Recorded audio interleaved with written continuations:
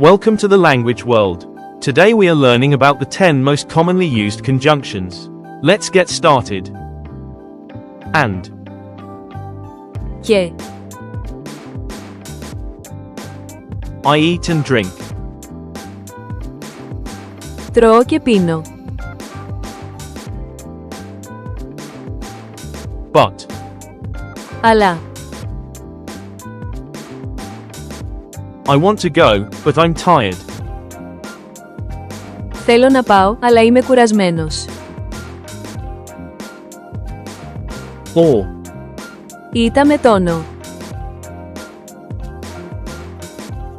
Tea or coffee. Τσάι ή καφέ.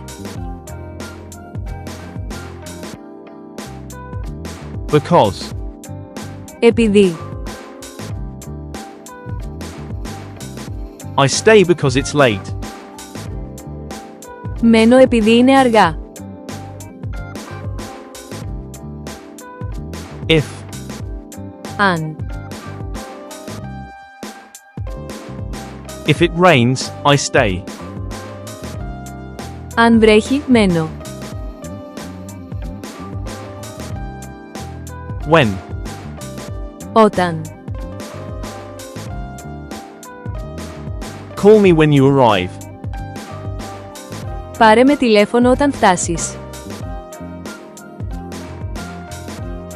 While. Ενώ. I listen while I work. Ακούω ενώ δουλεύω. Although. Αν και. Although it's cold, I go out. Αν και κάνει κρύο, βγαίνω έξω. Until. Μέχρι. Wait until I come back. Περίμενε μέχρι να γυρίσω. Since. Από το. I've been here since 2026. Είμαι εδώ από το 2026. Quiz time.